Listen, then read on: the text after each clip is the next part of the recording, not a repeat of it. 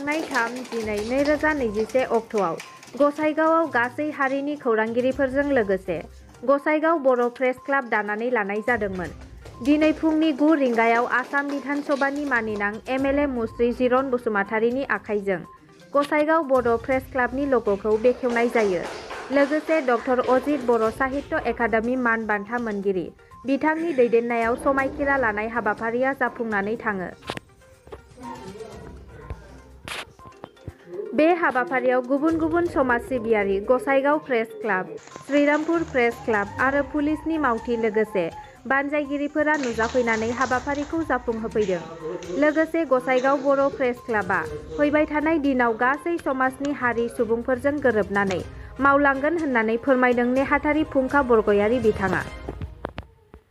আজি গসাইগাঁও প্ৰেছ ক্লাবৰ যিটো শপত গ্ৰহণ অনুষ্ঠান ইয়াত আঁকি ভালেই লাগিল, কাৰণ আজিৰ তাৰিখত আমাৰ প্ৰেছ মিডিয়াৰ যিটো ৰল এইটো সঠিক পথত আগুৱাই লৈ যাব লাগিব আৰু আমাৰ এই অঞ্চলখনৰ উন্নয়নৰ লগতে যিমানবোৰ ইয়াত ঘটনা দুৰ্ঘটনাবোৰ সংঘটিত হৈ আছে এইবিলাকক যাতে আমি এই প্ৰেছ মিডিয়াৰ দ্বাৰাই আমি জ্ঞাত হ'ব পাৰোঁ, তাৰ কাৰণে মই আজিৰ যিটো সোয়াৰিং চেৰিমনি আছিলে এই সোয়াৰিং চেৰিমনিত যিসকলে সভাপতি সম্পাদক আদি কৰি বিভিন্ন পদত আজি সিহঁতে পদবী পাবলৈ সক্ষম হৈছে, তেওঁলোকক মই আহ্বান জনাইছোঁ যে আপোনালোকে নিজৰ কামখিনি ভালকৈ চলাই যাওক আৰু সমাজৰ যিখিনি আমাৰ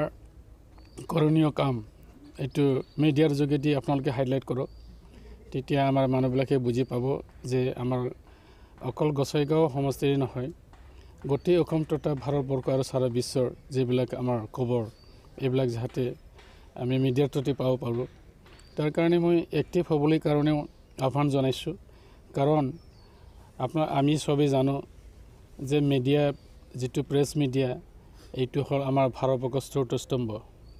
এই স্ৰোতস্তম্ভটোক আমি টনকিয়াল কৰিবই লাগিব, কাৰণ এই স্ৰোতস্তম্ভৰ দ্বাৰাই আমি আমাৰ এই অঞ্চলত কি আমি কৰিব পাৰিছোঁ বা পৰা নাই এইবিলাক গোটেই বিশ্বত ইয়াৰ দ্বাৰাই প্ৰচাৰিত হয়। গতিকে মই ভাবোঁ আজিৰ দিনটো মানে এটা হ'ব এটা দিন যি দিনত গসাইগাঁও বড়ো প্ৰেছ ক্লাবে নতুনকৈ কমিটি গঠন কৰাৰ পিছত শপত গ্ৰহণ অনুষ্ঠান যিটো আছিলে ইয়াৰ দ্বাৰাই আমি প্ৰত্যেককে স্বাৱলম্বিতা হোৱাৰ লগতে ভাল এটা যাতে খবৰ পৰিবহণ কৰিব পাৰে তাৰ কাৰণে মই সবকে শুভেচ্ছা জ্ঞাপন কৰিছোঁ। खुलुमबाय। दिनै जों गसाइगाव साब डिभिजनाव जोंनि बर'नि खौरांगिरिफोर आरो गुबुन गुबुन हारिनि खौरांगिरिफोर जेरै बाङालि, असमिया आरो आदिबासि आरो बेबायदिनो गुबुन गुबुन मुस्लिम जोङो गुबुन गुबुन जाति जनगोष्ठीनि मानसिफोरखौ लानानै साংবাদিকफोरखौ लानानै जोङो दिनैहाय खौरांगिरिफोरखौ लानानै जोङो बे गसाइगावआव जोङो मोनसे बड' प्रेस क्लाब दानाय जादों आरो बे बड' प्रेस क्लाबाव जोङो गासैबो रोखोमनि जाति जनगोष्ठीफोरखौ लानानै हारिनि सुबुंफोरखौ लानानै जोङो दिनै बेखौ दानाय जादों।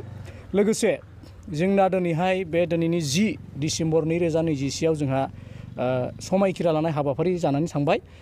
जोबोद मोजां मोनसे प्रग्राम जानानै थांदों, जेरावहाय जोंनि 28 नं गसाइगाव बियाबनि जोंनि मानगोनां एमएलए सार जिरन बसुमतारी बिथाङाबो नुजाफैदोंमोन। लोगोसे गसाइगाव बिएड कलेजनि गोरायुं जोंनि मानगोनां डक्टर अजित बर' सार बिथाङाबो जोंनाव गेजेराव नुजाफैदोंमोन। बेबायदिनो गुबुन गुबुन पुलिस थानानि आइसि बिथांमोन, नेमसुनि मावख'गिरिफोर आरो गसाइगाव प्रेस क्लाबनि आरो श्रीरामपुर प्रेस क्लाबनि आरो गुबुन गुबुन बिफाननि मावख'गिरिफ्रा जोंनि दिनैनि बे समायखिरा लानाय हाबाफारियाव नुजाफैदोंमोन आरो जोंखौ मदद खालामफैदों आरो जोंखौ सहाय खालामदों। आरो दिनैनि प्रग्रामा ओरैबायदि मोनसे मोजां प्रग्राम जानानै थांदों जे जोङो बियो बाख्नायथाव। दिनैनि बे हाबाफारिनि गेजेरजों जोङो गसाइगाव बड' प्रेस क्लाबनिफ्राय जोङो बेखौनो बुंनो सानो, फैबाय थानाय दिनाव जोङो बर' हारिनि थाखाय आरो गुबुन गुबुन हारिनि थाखाय जोङो सासे मिडिया पार्सन जानानै जोङो सासे खौरां दैथायगिरि जानानै रायजोनि आरो सोरखारनि गासैबो होनो गोनां मावनो गोनां खामानिखौ जोङो जोङो समाजनि जानानै जोङो मावलांगोन।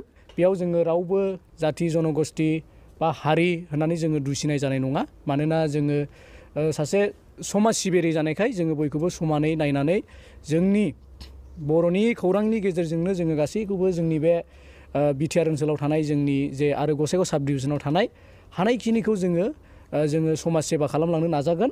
आरो जोंनि जे गसाइगाव बड' प्रेस क्लाब बेयाव गासैबो रोखोमनि खौरांगिरि दैथायगिरिफ्रा थानो मोनो। मुस्लिम, आदिबासि, नेपालि,